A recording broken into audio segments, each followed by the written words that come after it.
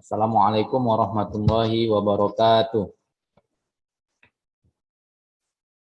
Alhamdulillahilladzi arsala rasulahu bil huda wa dinil haq liyuzhirahu 'ala ad-dini kullih wa kafa billahi syahida. Asyhadu an la ilaha illallah wahdahu la syarikalah wa asyhadu anna Muhammadan 'abduhu wa rasuluh allazi la nabiyya ba'dah.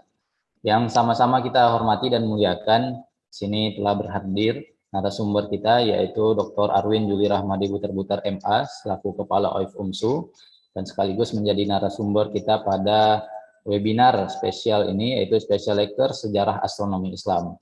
Nah, pada hari ini kita memasuki pertemuan yang kedua yaitu dengan mengangkat tema etika dan etos kesarjanaan astronom muslim. Nah, sejatinya webinar kita pada hari ini yaitu pukul 9, namun karena ada sesuatu hal kita percepat menjadi 8.45. Nah, sambil nanti juga kita mulai saja pertemuan ini, mungkin juga para peserta juga belum semuanya mendapatkan info, mudah-mudahan nanti pukul 9 ataupun para peserta yang lain dapat menyusul mengikuti webinar yang kita laksanakan pada hari ini.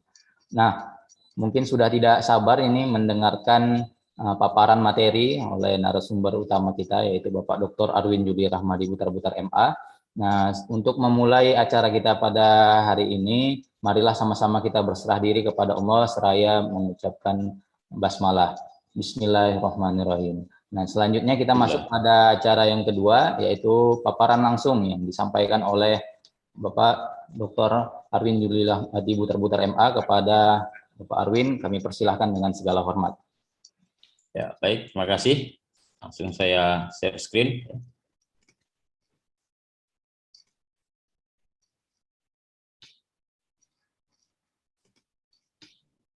Sudah terlihat dan suara saya jelas, Moderator? Sudah, Pak. Sudah jelas dan sudah terlihat.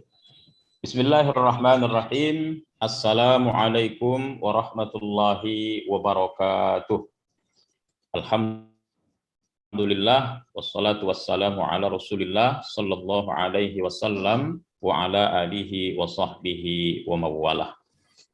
Terima kasih kepada Saudara Muhammad Hidayat yang telah memberi kesempatan, dan yang saya hormati dan muliakan rekan-rekan yang sudah bergabung. Seperti disampaikan moderator tadi, sedianya kita acara jam 9, tapi oleh karena ada sesuatu hal, diantaranya persis kira-kira jam 10 nanti saya ada rapat dengan universitas, maka agenda kita ini agak kita percepat sedikit begitu.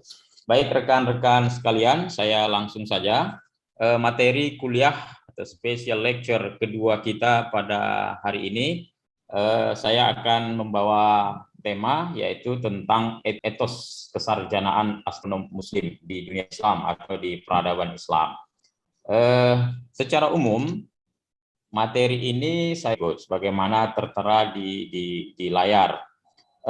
Secara umum capaian para astronom muslim di peradaban Islam bisa kita klasifikasi secara umum kira-kira ini. Capaian-capaian di bidang karya tulis, kita tahu bahwa karya-karya tulis para astronom muslim sangat banyak, mencapai ratusan ribu yang masih sebagian kecil saja yang baru terungkap, sebagian masih tersimpan dan terlipat dalam lipatan-lipatan manuskrip di berbagai perpustakaan seantero dunia, khususnya di dunia Arab. Lalu ada capaian di bidang instrumen astronomi, yang mana kita tahu hari ini banyak sekali adaptasi, modifikasi, pengembangan, inovasi dari alat-alat astronomi klasik, yang sejatinya juga masih ada banyak lagi alat-alat astronomi yang belum terungkap, dan itu bisa kita lacak, kita baca melalui penelusuran di museum-museum klasik yang ada di dunia Arab. Lalu konsep-konsep atau teori-teori astronomi, misalnya konsepsi tentang tata surya dan seterusnya, sejatinya itu sudah sangat berkembang di peradaban Islam di kalangan para astronom muslim. Lalu capaian di bidang observatorium, yang sama kita tahu bahwa observatorium ini adalah salah satu lembaga sains eksklusif di peradaban Islam yang belum ada sebelumnya atau sebelum ada di zaman pra-Islam. Lalu sejumlah adaptasi, modifikasi yang dilakukan oleh para astronom muslim dari khazanah astronomi pra-Islam. Karena kita tahu astronomi berkembang di peradaban Islam itu adalah karena persentuhan, karena penelusuran, penelaahan terhadap literatur-literatur, karya-karya, pemikiran-pemikiran astronomi yang berkembang pra-Islam, tetapi para ilmuwan Muslim mengadaptasi dan memodifikasinya sehingga jadilah seperti astronomi yang berkembang di peradaban Islam dan sampai dengan hari ini, dan segenap capaian-capaian lainnya. Nah, pertanyaan besarnya di sini adalah bagaimana semua itu bisa dicapai dan terjadi dan terrealisasi dan begitu berkembang pesat, tumbuh subur di peradaban Islam? Jawabannya adalah ada dua, yaitu karena adanya etika dan etos yang dimiliki oleh para astronom Muslim. Apa dan bagaimana ini yang akan kita bicarakan. Nah, yang pertama tentang etika kesarjanaan para astronom Muslim secara garis besar ada dua, yaitu standar moral dan etika kepenulisan yang dilakukan oleh para astronom Muslim, yang kita bahas satu persatu sebagai berikut. Nah, standar atau etika moral para astronom Muslim itu secara garis besar ada dua. Jadi para astronom Muslim dan juga para ilmuwan di berbagai disiplin ilmu, jika kita telaah karya-karya mereka, secara garis besar mereka punya etika, punya standar etik, yaitu pertama mereka selalu berserah diri kepada Allah Subhanahu wa Ta'ala. Yang kedua, segenap aktivitasnya itu senantiasa bermuara kepada ilahiyah atau sebagai ibadah. Nah, ini di sini ada saya cantumkan dua naskah manuskrip yang ditulis oleh dua orang tokoh astronomi Islam yang mungkin tidak terlalu dikenal hari ini tapi sangat populer di zaman itu.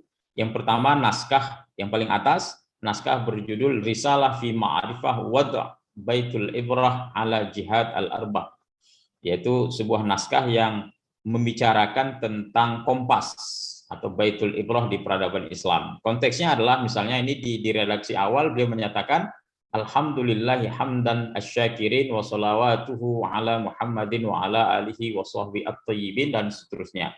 Jadi rekan-rekan sekalian,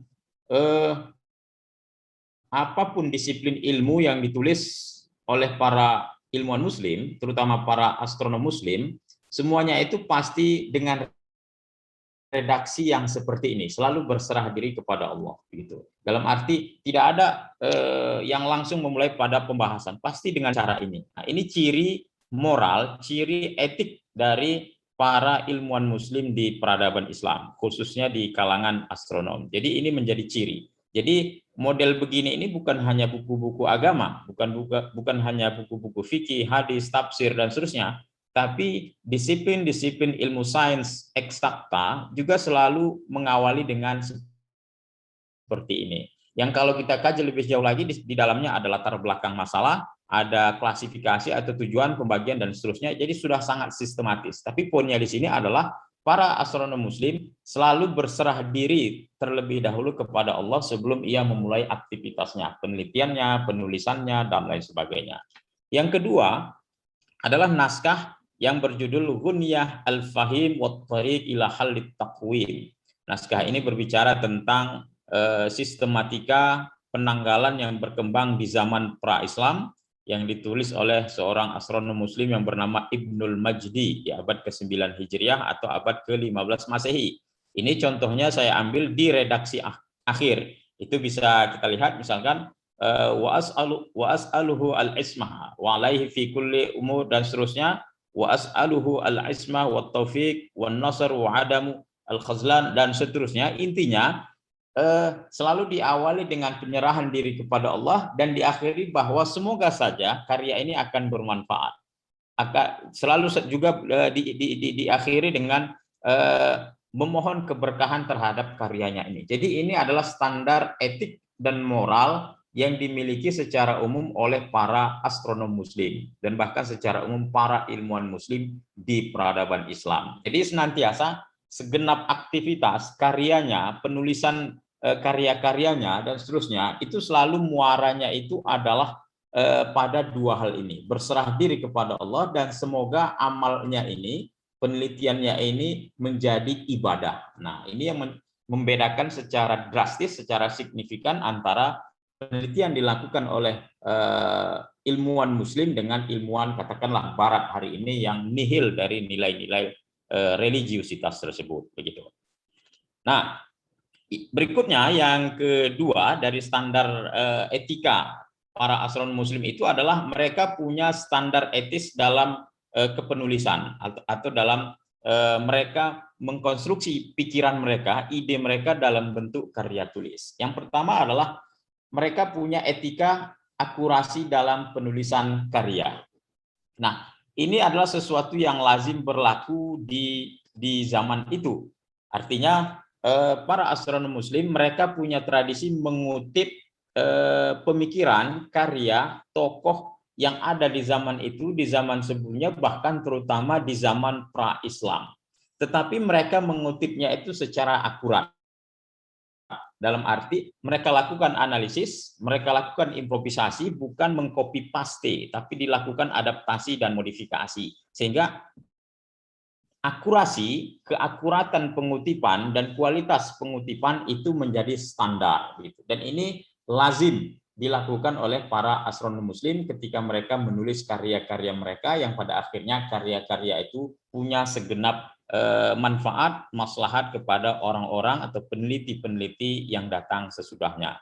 Berikutnya mereka punya etika sumber rujukan. Nah, jadi merujuk atau mengutip pemikiran, pendapat tokoh-tokoh di zaman itu, sezaman seorang tokoh atau sebelumnya atau di pra-Islam, itu hal yang lazim, hal yang niscaya berlaku dan berkembang di kalangan para astronom muslim.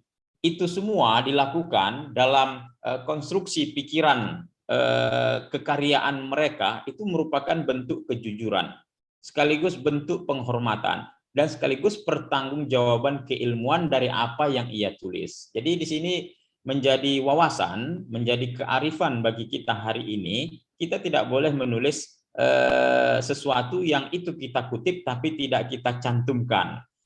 Jadi tidak, atau bahasa kasarnya itu tidak boleh copy paste 100%. Jadi kalau di copy paste 100% harus ditunjukkan sumber rujukannya dari mana dan seterusnya. Karena setiap kita pasti punya keterbatasan.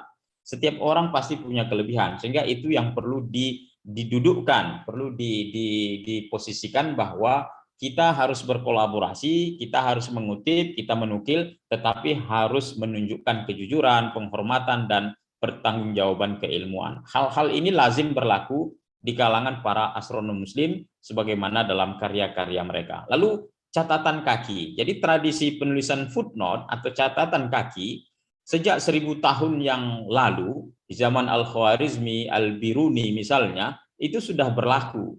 Walaupun tata caranya itu berbeda-beda. Yang terpenting adalah catatan kaki itu sudah ada.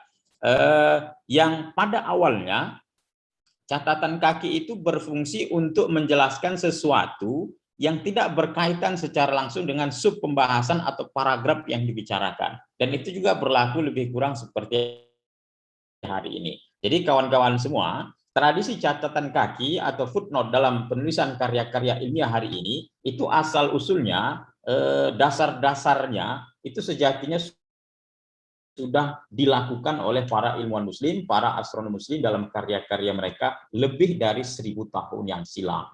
Jadi istilah ibid, opcid, logcid, dan seterusnya itu sudah berkembang di zaman itu, kira-kira begitu. Lalu berikutnya adalah etika meminjam buku. Dalam konteks kita hari ini tampaknya ini sederhana, tapi di zaman peradaban Islam ini adalah sesuatu yang luar biasa. Karena berangkat dari pemahaman kita bahwa di zaman itu kertas atau buku itu sulit dicari, sulit. Lalu harga kertas dan harga buku juga relatif mahal, sehingga tradisi pinjam meminjam itu sangat berkembang.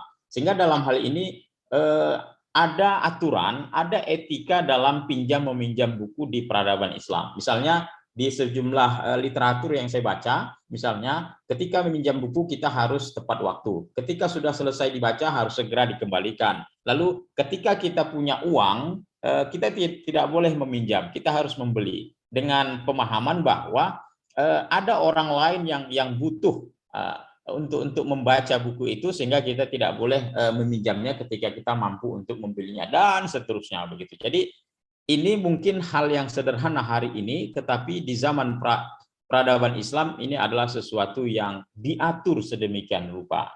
Kalau hari ini berkembang semacam guyonan, kira-kira kita para akademisi atau para ustadz memang tidak mau mencuri buku, tapi biasanya kalau meminjam buku tidak pulang atau lama kembalinya, gitu kan. Nah, itu di zaman peradaban Islam praktek yang semacam itu tercela. Nah, itu. Bahkan di salah satu literatur yang saya baca, saya lupa nama kitabnya, orang yang pelit tidak mau meminjamkan buku, manakala padahal dia belum perlu untuk membacanya, dia tidak mau meminjamkan, maka dia akan kena laknat. Dia akan dapat akan menjadi orang yang pelupa, dan seterusnya. Jadi itu semacam warning di zaman peradaban Islam silam, bahwa tradisi pinjam meminjam buku itu adalah sesuatu yang hidup dan mengalir di zaman itu dan diatur sedemikian rupa. Lalu berikutnya yang terakhir dari etika kepenulisan para astronom muslim adalah etika dalam menulis ulang buku. Jadi tradisi menulis ulang buku karena ditulis dengan tulis tangan, maka muncul satu profesi ketika itu yang disebut dengan warraq. Warraq ini atau al-warraqun atau al-warraqin ini adalah orang yang tugasnya, profesinya secara khusus menulis ulang buku. Dan dia adalah orang yang berilmu, orang yang alim. Jadi tradisi ini berkembang. Kenapa? Karena tinta, kertas di zaman silam itu mahal, sehingga perlu berhati-hati dalam menulis. Sehingga perlu orang yang profesional dalam menulis. Sebab kalau salah tulis itu tidak ada penghapus, tidak ada stipek, tidak bisa di-delete dan seterusnya, dia harus dicoret. Manakala dicoret, dia akan memakan kertas, memakan space kertas, dan akan menghabiskan tinta. Sehingga harus sedemikian rupa hati-hatinya dalam menulis, sehingga muncullah profesi di zaman peradaban Islam itu yang disebut dengan al-warraq, orang yang bertugas secara khusus menulis ulang karya-karya para ulama ketika itu, dan seterusnya. Sejatinya masih banyak lagi penjelasan tentang etika ini. Bagi kawan-kawan yang ingin merujuk lebih jauh bisa membaca dua buku ini yang saya rekomendasikan. Pertama, buku yang berjudul Etika Kesarjanaan Muslim dari Al-Farabi hingga Ibnu Khaldun, ditulis oleh Franz Rosenthal yang sudah diterjemah ke bahasa Indonesia. Yang kedua, mohon izin dan mohon maaf, ini buku saya sendiri yang saya tulis juga dengan secara bertungkus lumus, itu Tradisi Literasi di Peradaban Islam. Pada awalnya saya memberi judul Tradisi Tulis Para Ilmuwan Muslim, tapi penerbit mengusulkan Tradisi Literasi di Peradaban Islam, jadi saya ikut saja. Jadi buku ini lebih menjelaskan tradisi tulis-menulis yang berlaku di kalangan para ilmuwan Muslim secara khusus, bukan di kalangan agamawan. Ini bukunya, jadi kawan-kawan bisa merujuk lebih jauh tentang etika, etos, tradisi menulis yang berlaku di zaman peradaban Islam, khususnya di kalangan para ilmuwan. Nah, berikutnya kita masuk pada poin yang utama dari materi kuliah kita pada hari ini, yaitu terkait dengan etos atau ruh atau semangat, gairah keilmuan para sarjana astronomi muslim di peradaban Islam. Secara umum saya menyingkat di sini ada 5 etos yang dimiliki oleh para astronom muslim di zaman peradaban Islam, sehingga mereka bisa mencapai capaian-capaian yang begitu luar biasa, yang begitu mengagumkan, yang begitu membanggakan, yang masih bisa kita lihat, kita saksikan, dan kita telusuri sampai dengan hari ini. 5 hal ini akan kita bahas secara singkat satu persatu. Yang pertama, etos yang dimiliki oleh para astronom muslim itu adalah mereka punya semangat mencari kebenaran. Jadi bukan untuk megah-megahan, untuk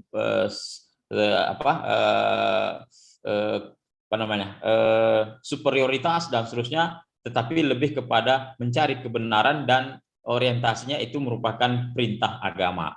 Jadi jika diterjemahkan kira-kira mengamati langit yang menjadi kegiatan utama para astronom muslim di peradaban Islam, itu dalam pikiran mereka, dalam pikiran para astronom muslim itu sama halnya dengan menerjemahkan ayat-ayat Allah yang terkait dengan alam semesta. Karena kalau kita simak, kita telaah dalam sejumlah ayat-ayat Al-Quran, misalnya dalam kitab Min Ilmil Falak Al-Qur'ani, yang ditulis oleh Adnan Syarif. Di situ disebutkan ada ratusan ayat yang secara khusus terkait dengan astronomi, terkait dengan ilmu falak yang itu perlu dikembangkan begitu. Jadi pada dasarnya para astronom muslim memahami, mengamati langit, mengobservasi benda langit, mengkaji, menganalisis, mengimprovisasi dari hasil penelitian itu, pada dasarnya itu adalah menerjemahkan ayat-ayat Allah tentang alam semesta begitu. Yang kedua, semangat mencari kebenaran yang tertanam dalam jiwa para astronom muslim itu adalah mereka punya semangat mengadaptasi, memodifikasi dan mengkolaborasi, mensintesakan berbagai pengetahuan, pengalaman, wawasan yang mereka dapat baik dari zaman Islam ketika itu dan terutama dari zaman pra-Islam.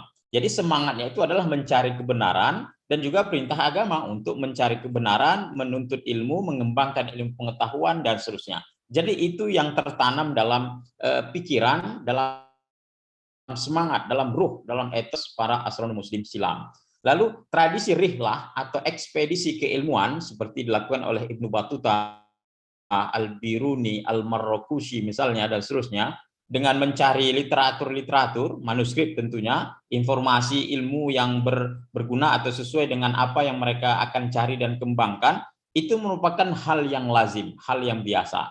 Berkendaraan naik unta, berjalan kaki atau naik kapal dan seterusnya, itu adalah tradisi yang biasa, yang lazim dilakukan oleh para ilmuwan muslim, para astronom muslim silam. Yang lagi-lagi motivasinya adalah mencari, menegakkan kebenaran di bidang sains dan teknologi yang notabene-nya juga itu adalah merupakan perintah agama. Di sini contoh konkretnya saya tuliskan Al-Biruni ke India. Jadi Al-Biruni saking cintanya dia kepada ilmu dan yang notabene-nya dia pahami sebagai perintah agama, dia berkelana ke India sampai hampir 10 tahun lebih sehingga dia belajar bahasa India. Dan akhirnya dia menulis satu buku berjudul Tahqiq Malil Hind, yang buku ini menjadi salah satu literatur utama kajian sosiologi di dunia Islam, bahkan diadopsi di Barat. Yang setelah itu, setelah era Al-Biruni, muncul karya Ibnu Khaldun yang berjudul Al-Muqaddimah tersebut. Begitu. Kebenaran dan notabene-nya itu adalah sebagai perintah agama. Yang kedua, etos yang dimiliki oleh para astronom muslim itu adalah kejujuran dan orisinalitas. Islam, mereka punya intensitas menulis yang begitu tinggi. Nanti di lecture yang kesekian kita ada secara khusus membahas tentang karya-karya literasi di kalangan para astronom muslim. Jadi karya tulis mereka itu sangat banyak, sangat melimpah. Intensitas mereka itu sangat tinggi dalam menulis di tengah keterbatasan tinta, kertas, dan sarana-sarana yang terkait dengannya. Tetapi dengan kondisi itu semangat mereka sangat tinggi. Jadi mereka menekankan arti orisinalitas, bahwa genuine, pemikiran itu sangat ditekankan oleh para astronom muslim ketika itu. Sehingga dalam konteks ini menyebutkan tokoh seperti saya sebutkan di awal tadi itu adalah sesuatu yang mesti, yang harus, lazim. Ini bisa kita lihat dalam karya-karya mereka, misalnya Al-Marrakushi dalam karyanya Jami' al-Mabadi wal Ghayat fi Ilmil Miqat. Dalam karyanya ini dia ada mengutip hampir 5 atau 6 atau 7 tokoh astronom muslim tokoh sebelum dia seperti Al-Biruni, Ibnu Syatir, Nasiruddin At-Tusi dan seterusnya. Dia kutip apa yang terkait dengan ia bahas. Selain itu juga Al-Marrakushi mengutip dari misalnya tokoh-tokoh Yunani seperti Archimedes, Plato, Aristoteles dan seterusnya. Ia kutip apa teori-teorinya. Jadi ini merupakan bentuk kejujuran dan sekaligus orisinalitas. Jadi para astronom muslim itu mereka sangat jujur. Betapapun mereka jenius, mereka luar biasa, tetapi mereka menekankan arti kejujuran dan orisinalitas dalam segenap pikiran dan terutama dalam tulisan-tulisan mereka. Gitu.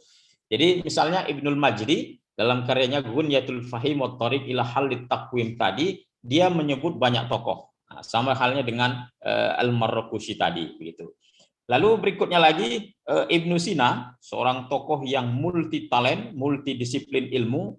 Dia dalam sejarah kita baca, ia hanya tertarik pada sumber-sumber yang original, yang otoritatif. Jadi tidak semua karya itu dia kutip dan dia telaah, tapi dia pilih-pilih mana yang paling original, yang paling turos, kira-kira begitulah kalau dalam konteks ketika itu begitu. Ini lagi-lagi menekankan bentuk atau kualitas seorang Ibnu Sina dan bentuk kejujuran dan originalitas yang ia tekankan. Sehingga berkembang di zaman itu mengutip sebuah teori atau hasil pengamatan tanpa menyebutkan sumbernya itu adalah kesalahan, aib di zaman ketika itu. Jadi ini sangat lazim. Jadi kawan-kawan nanti kalau membaca kitab-kitab turos di bidang astronomi atau manuskrip-manuskrip misalnya, itu selalu tokoh siapa saja, sekaliber apapun dia, Al-Biruni misalnya, Al-Khwarizmi misalnya, pasti dia akan menyebut dan mengutip tokoh-tokoh di zamannya sebelumnya dan juga di zaman pra-Islam gitu. Nah, berikutnya yang ketiga, etos yang dimiliki oleh para astronom muslim itu adalah kosmopolitanisme dan universalisme. Di prolognya, di zaman pra-Islam atau astronomi pra-Islam, astronomi itu berkembang bersifat terbatas dan lokal. Ada astronomi India, ada astronomi Cina, ada astronomi Yunani. Dia hanya terbatas ya di kawasan mereka saja, di negara atau di peradaban mereka saja. Dan tradisi astronomi di zaman pra-Islam itu turun-temurun, diturunkan dari satu nenek moyang, turunkan ke generasi berikutnya dan seterusnya, tapi tetap konteksnya itu konteks lokal atau tidak universal. Dan yang paling utama tidak memiliki makna atau tujuan universal. Maksudnya di sini adalah tujuan kemanusiaan. Berbeda dengan peradaban Islam di bidang astronomi misalnya. Lalu berikutnya tidak dinamis, tidak ada persentuhan dengan peradaban sebelumnya. Dan ini berbeda dengan apa yang dilakukan di zaman peradaban Islam. Misalnya di astronomi di zaman Islam itu hadir dengan paradigma baru, bukan milik satu komunitas. Dalam arti bahwa para astronom muslim memahami ilmu pengetahuan apapun, astronomi diantaranya, itu adalah milik umat manusia secara umum. Nah, di sini universalismenya itu. Sehingga sains yang dikembangkan itu dia tidak monoton. Sehingga ada istilah yang sering saya ucapkan, al-ilmu turasun mustarik. Ilmu itu adalah warisan bersama yang tidak boleh disematkan kepada sekelompok orang. Ilmu itu dia bak cahaya.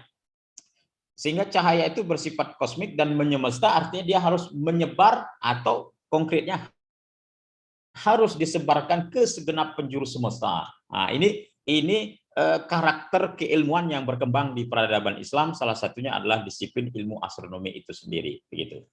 Nah, sarjana astronom muslim juga menerima tradisi pra-Islam. Nah, ini yang nanti di pembahasan berikutnya, di lecture berikutnya juga ini kita bahas secara spesifik bahwa astronom muslim mereka tidak segan melahap ya, mengkaji, mempelajari astronomi yang berkembang di pra-Islam tetapi dengan adaptasi dan modifikasi sehingga tidak mengambil hal-hal yang tidak berguna dalam Islam atau dalam konteks keilmuan begitu.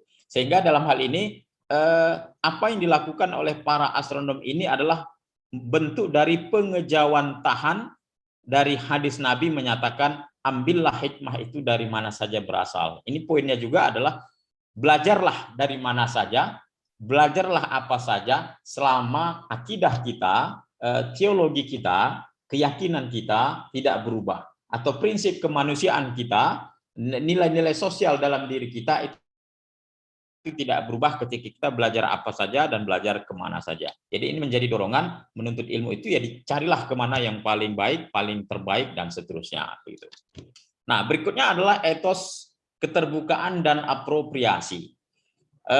Apropriasi nanti kawan-kawan bisa men-searching di Google ya.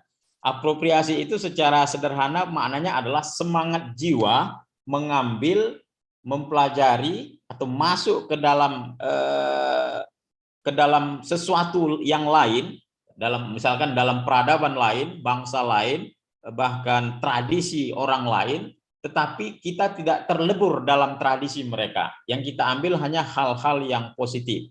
Nah, jadi kaitannya dengan konteks ini adalah para astronom Muslim itu mereka tidak canggung melahap literatur zaman pra-Islam dari India, dari Cina, dari Persia, dari Yunani dan seterusnya. Itu mereka kaji, mereka telaah secara tanpa ada keraguan.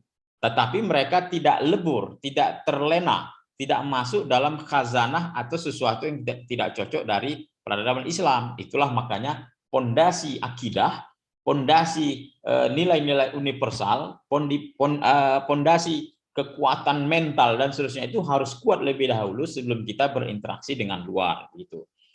Lalu berikutnya adalah para astronom Muslim biasa berkolaborasi dengan di zaman itu dengan orang-orang Kristen, dengan orang Yahudi, dan orang Hindu.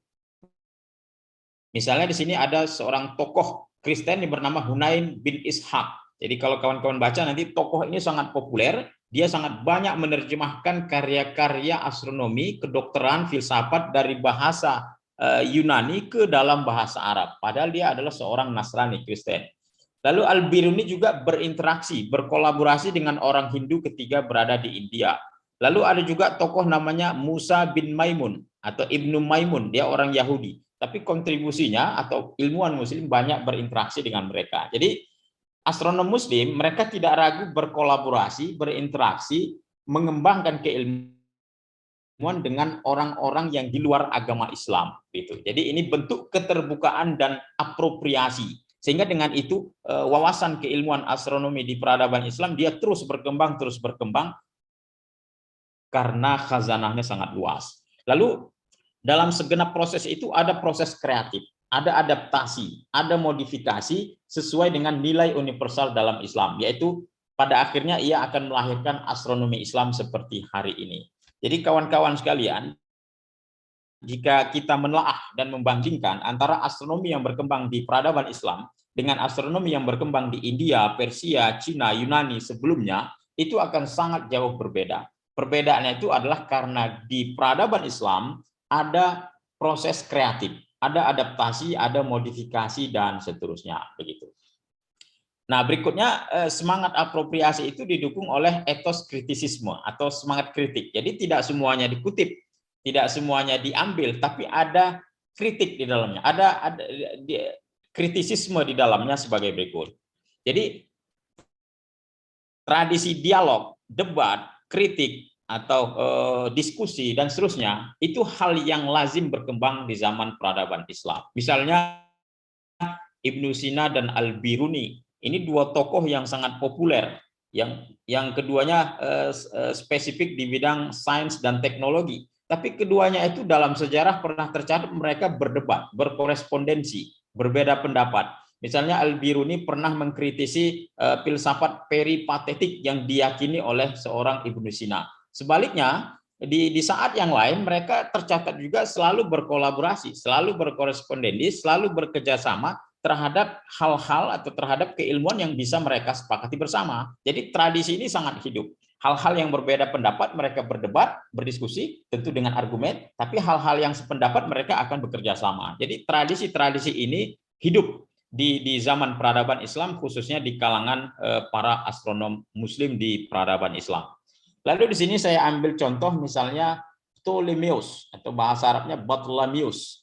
Ini adalah tokoh Yunani dengan karyanya Al-Majaz atau Al-Majisti yang diterjemahkan ke dalam bahasa Arab, yang dengan karya ini para astronom Muslim atau astronomi berkembang di peradaban Islam selain peradaban Cina, India, dan Persia. Tetapi buku ini, buku yang ditulisnya ini, itu dikritisi habis oleh seorang Al-Biruni, Ibnu Syatir, At-Tusi, Al-Khazini, Ibnu Haisam, Ibnu Bajah, Ibnu Rushd, dan seterusnya, dikritisi habis. Tetapi kritiknya itu tidak membabi buta, gitu. Yang dikritisi itu adalah yang tidak ilmiah, yang bernuansa mitologi atau astrologi atau nujum, itu tidak disinggung. Karena itu dipahami sebagai keyakinan seorang Ptolemeus. Tapi hal-hal yang tidak ilmiah, misalkan ada hitungan atau pengamatan Ptolemeus yang tidak ilmiah, tidak tepat, tidak akurat, itu dikritisi oleh para astronom Muslim. Misalnya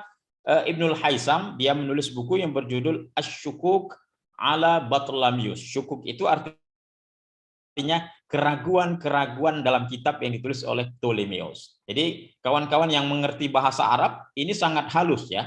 Mengapa Ibnul Haisam menulisnya dengan asyukuk bukan al-akhta? Nah, ini bentuk etika dari seorang Ibnul Haisam. Asyukuk itu maknanya adalah dia hanya mengkritisi hal-hal yang penting yang secara keilmuan, secara ilmiah itu tidak tepat. Hal-hal yang lain yang benar, yang positif, yang ilmiah itu tidak dikritisi. Sehingga kalimat yang digunakan itu adalah asyukuk bukan al-akhta, begitu. Jadi ini judulnya ini sangat etis kira-kira begitu. Berikutnya adalah yang berkembang di peradaban Islam di kalangan astronom itu adalah tradisi revisi teks terjemahan. Jadi tradisi menerjemahkan literatur dari bahasa non-Arab ke dalam bahasa Arab di zaman peradaban Islam silam itu sangat berkembang, dan itu hanya dikuasai, bisa dilakukan oleh segelintir orang, karena tidak semua orang Arab mampu memahami bahasa Yunani, misalnya bahasa India dan seterusnya. Sehingga tradisi itu melahirkan karya yang lebih efektif dan autentik. Jadi revisi-revisi yang dilakukan, misalkan Sabit bin Qurrah.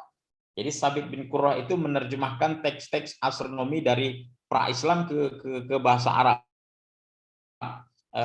Dan dengan terjemah yang dilakukan itu, revisi yang dilakukan berulang kali itu melahirkan karya yang efektif dan autentik. Karena tidak dipungkiri bahwa terjemahan-terjemahan yang dilakukan itu ada kalanya juga tidak akurat, sehingga diperlukan dilakukan revisi. Jadi tradisi itu berlaku, dan revisi teks terjemah itu merupakan bagian dari semangat kritisisme yang berkembang di peradaban Islam. Gitu. Nah, khusus tokoh yang bernama Sabit bin Qurrah itu dia adalah seorang Kristiani, seorang Kristen gitu. Jadi itulah makanya dalam buku saya yang saya tulis Astronom Muslim sepanjang sejarah peradaban Islam, saya tidak memasukkan tokoh ini. Padahal karya kontribusinya sangat luar biasa. Hanya saja dia bukan seorang Muslim gitu. Nah, ini yang terakhir kawan-kawan sekalian, ini sebagai contoh saja beberapa tokoh besar astronomi di peradaban Islam, ada Al-Khwarizmi, Biruni, Ibnu Syatir, Al-Urdi, Al-Marrakushi, Ibnul Majdi, dan seterusnya. Dan masih ada banyak lagi, ratusan tokoh lagi. Jadi saya selalu membahasakan tokoh-tokoh ini, yang saya sebutkan ini dan juga yang lainnya, mereka adalah tokoh-tokoh yang terbilang beruntung, karena karya mereka itu dimunculkan, diteliti, dan ditelaah. Sejatinya, tokoh-tokoh lain yang karya mereka belum ditelaah itu masih jauh lebih banyak, bahkan boleh jadi ada dan banyak tokoh-tokoh yang lebih hebat lagi dari tokoh-tokoh astronomi ini. Persoalannya adalah karya-karya mereka sampai dengan hari ini itu belum ditelaah, belum muncul ke atas permukaan, sehingga kita belum bisa mengkaji dan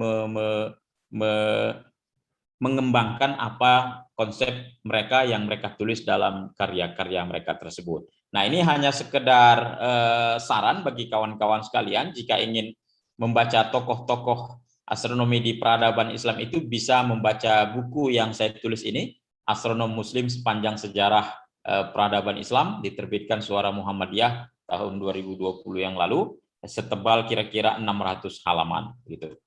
Ini barangkali kawan-kawan sekalian yang bisa saya sampaikan dalam kuliah dengan materi etika dan etos kesarjanaan astronom Muslim di peradaban Islam. Mudah-mudahan ada wawasan yang bisa kita ambil.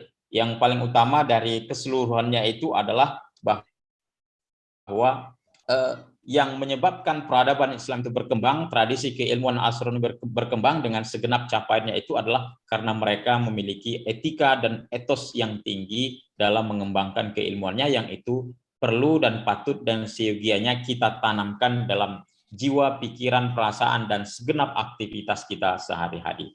Untuk materi berikutnya, insya Allah mudah-mudahan minggu depan, jika tidak ada halangan, kita akan kuliah dengan tema hierarki dan klasifikasi astronomi di peradaban Islam. Baik, ini yang bisa saya sampaikan. Saya kembalikan kepada moderator. Lebih dan kurangnya mohon maaf. Assalamualaikum warahmatullahi wabarakatuh. Waalaikumsalam warahmatullahi wabarakatuh. Terima kasih banyak kepada Dr. Arwin atas materi yang sangat luar biasa, sangat menarik dari apa yang telah disampaikan.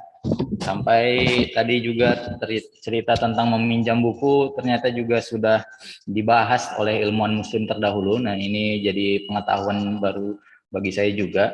Dan juga banyak tadi informasi-informasi yang sangat menarik terkait dengan etos dan etika dan etos kesarjanaan astronom muslim.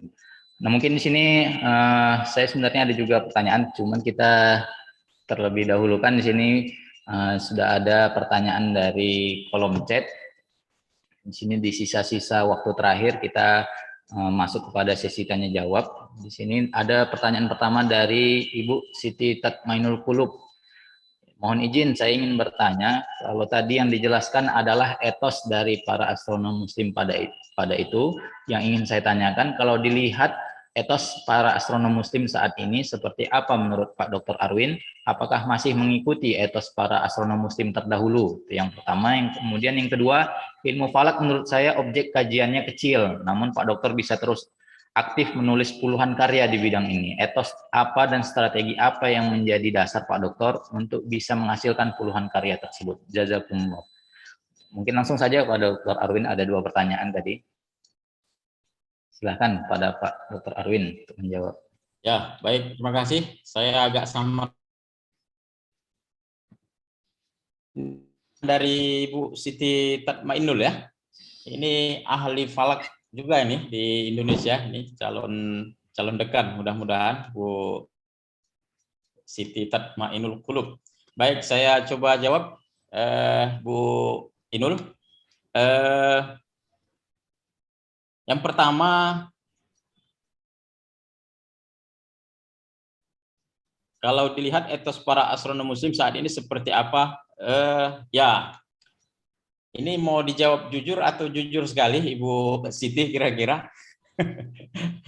Ya, saya kira bertingkat-tingkat ya, Bu Dokter. Mudah-mudahan Dokter segera bertingkat-tingkat, dan di peradaban Islam sendiri pun sejatinya itu bertingkat-tingkat. Jadi tokoh-tokoh yang kita munculkan itu kebetulan yang mereka punya karya dan prestasi.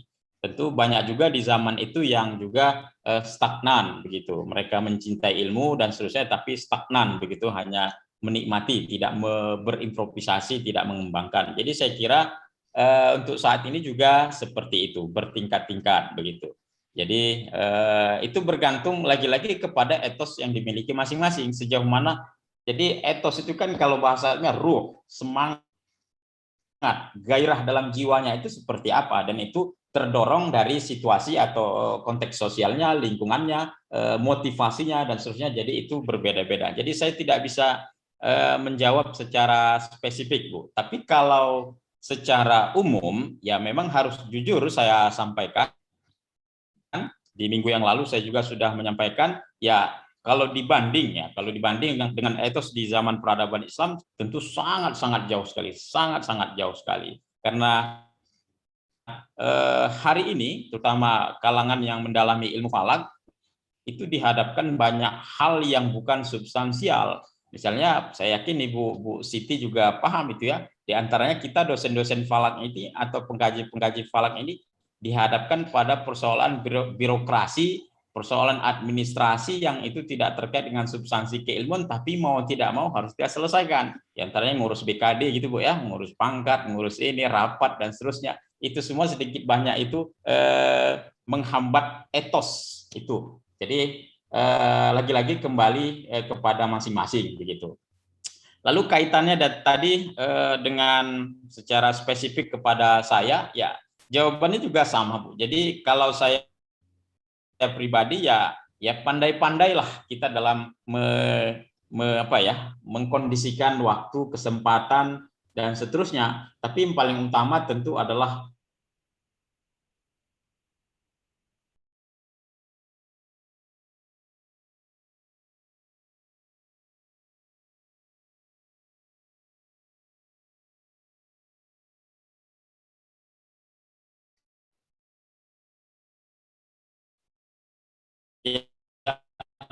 mohon maaf tadi keluar sebentar. Apa suara saya sudah terdengar?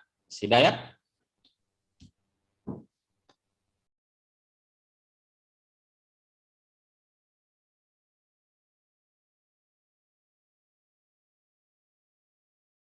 Loh, suara saya apa sudah terdengar? Dayat? Sudah, Pak. Lupa? Sudah? Sudah, Pak. Ya, baik, mohon maaf tadi atau tiba-tiba keluar sendiri sepertinya sinyal. Jadi saya lanjut tadi sedikit lagi khusus terkait dengan saya kembali itu tergantung kepada etos yang dimiliki oleh pribadi masing-masing begitu ya. Saya yakin dan percaya, saya tidak tahu tadi sudah saya sampaikan tapi terdengar atau tidak. Ya problem yang dihadapi bagi kita misalnya dosen-dosen falak atau pengkaji-pengkaji ilmu falak di tanah air tidak substansial, misalnya persoalan birokrasi, administrasi, ngurus BKD, ngurus pangkat, rapat dan lain sebagainya. Hemat saya itu menjadi di antara problem untuk memunculkan etos tersebut. Sehingga lagi-lagi ya kalau dari saya pandai-pandai kita dalam mengkondisikan waktu, posisi, kesempatan dan seterusnya. Kalau saya pribadi Bu Siti, saya memang minta langsung ke Pak Rektor, ke Pak Dekan agar mata kuliah saya jangan banyak-banyak begitu. Mata kuliah jangan banyak-banyak tapi gaji tetap difulkan misalnya begitu walaupun bercanda gitu kan. Jadi itu problem kita hari ini. Kita dihadapkan pada itu. Kalau di zaman silam itu tidak ada gitu ya. Zaman silam itu semua tersedia ya, guru tersedia, sarana tersedia, tantangan tidak ada, gadget tidak ada sehingga bisa fokus. Nah, kalau hari ini memang tantangannya itu sangat besar begitu. Itu barangkali yang bisa saya jawab. Saya kembalikan. Ya, terima kasih Pak Dr. Arwin atas jawaban dari pertanyaan Ibu Siti Tatmainul Qulub. Sangat luar biasa. Kemudian juga ada tanggapan dari Bapak Amirul Muslihin, ini peserta aktif dan tetap itu Kiai Amirul Muslihin. Sukron Dr. Arwin materinya, jazakumullah khair. Nah, ini kira-kira kita masih ada waktu atau tidak Pak? Karena tadi sebenarnya pertanyaan itu sudah mewakili dari semuanya begitu dan penjelasannya juga sudah jelas. Mungkin saya sedikit lah Pak, ini agak karena di zaman sekarang ini tadi terkait dengan ilmuwan muslim terdahulu itu tadi ada tradisi dialog, kritik dan sebagainya telah yang disampaikan oleh Dr. Arwin. Nah, dengan kaitannya zaman sekarang ini kalau boleh pertanyaannya menggelitik sedikit, karena sekarang ini kan pejabat itu sering dikritik tapi mudah tersinggung begitu, beda dengan ilmuwan muslim terdahulu. Dan saya penasaran, ada nggak di zaman dahulu ilmuwan muslim itu tersinggung sampai dia mensomasi para pengkritiknya atau seperti apa Pak? Ketika sudah kritiknya itu terlalu berlebihan, apa memang tidak pernah ditemukan seperti itu Pak? Itu saja mungkin.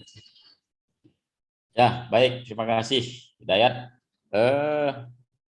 Kalau secara spesifik saya tidak tahu gitu ya. Boleh jadi ada, tapi karena bacaan saya terbatas hanya pada karya atau naskah atau sosial ilmu falak atau di peradaban Islam, sejauh bacaan saya dan sependek pembacaan saya yang sangat sangar seperti itu tidak ada. Tapi yang pernah saya baca dan saya lihat dari konteks semua itu adalah misalnya hanya terbatas pada seperti debat atau diskusi atau dialektika antara misalnya Ibnu Sina dengan Al-Biruni tadi. Jadi debatnya itu substansial begitu. Jadi ya berbeda pendapatnya habis-habisan begitu, tapi dengan argumen. Dan biasanya di zaman silam itu tradisi debat diskusi itu menjurus kepada literasi, pada karya tulis. Jadi ketika ada yang tidak cocok dengan satu pemikiran, satu konsep, satu pendapat, itu dibuat karya berikutnya. Misalnya yang ditunjukkan yang paling populer sekali itu adalah antara Al-Ghazali dengan Ibnu Rushd misalnya. Al-Ghazali menulis Tahafud al-Falasifah, kerancuan filsafat.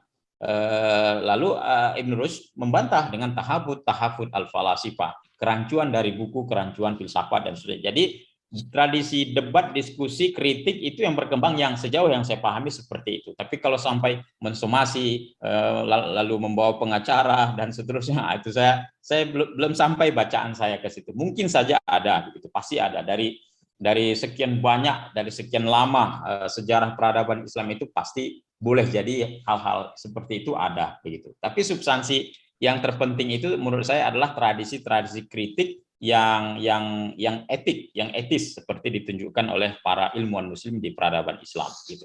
Itu barangkali. Ya, terima kasih Pak Arwin atas jawabannya. Jadi kritiknya juga kritik yang beradab dan akademisi karena dijawab juga dengan karya-karya. Nah, mungkin itu juga jadi pembelajaran untuk generasi sekarang untuk mengkritik atau juga memberi saran itu harus memiliki adab dan etis juga tadi seperti ilmuwan muslim terdahulu. Mungkin kalau ada saya nanti juga bisa bertanya langsung karena kantor kami dekat dengan Dr. Arwin karena saya juga murid Dr. Arwin, nanti mungkin bisa lebih banyak sharing-sharingnya. Ini ada tanggapan sedikit lagi sebelum kita tutup, Dokter. Jika improvisasi dari Bapak Amirul Muslihin, misalnya modifikasi formula oleh pendahulu sebelumnya, bagaimana kita menampilkan sebagai rujukan dalam penulis misalnya? Saya ulangi, Dokter, jika improvisasi misalnya modifikasi formula oleh pendahulu sebelumnya, bagaimana kita menampilkan sebagai rujukan dalam penulis misalnya. Mungkin ketika kita ngutip tapi ada modifikasi, itu bagaimana menampilkannya sebagai rujukan? Mungkin seperti itu, Pak. Ya, baik. Terima kasih Pak Amirul Muslihin. Ini sangat aktif memang mengikuti. Terima kasih Pak. Kalau di peradaban Islam atau di kalangan astronom muslim tentu formula dalam bentuk definitif itu memang belum ada. Jadi formula-formula atau rumus-rumus atau konsep-konsep matematis astronomis terhadap satu persoalan tertentu itu kalau kita telaah dalam buku-buku klasik, dalam kitab-kitab Turos Falak itu memang tidak ada yang definitif dalam arti komplit begitu. Dia lebih banyak bercerai-berai, lalu datang orang berikutnya mensimulasi, mentabulasi sehingga jadi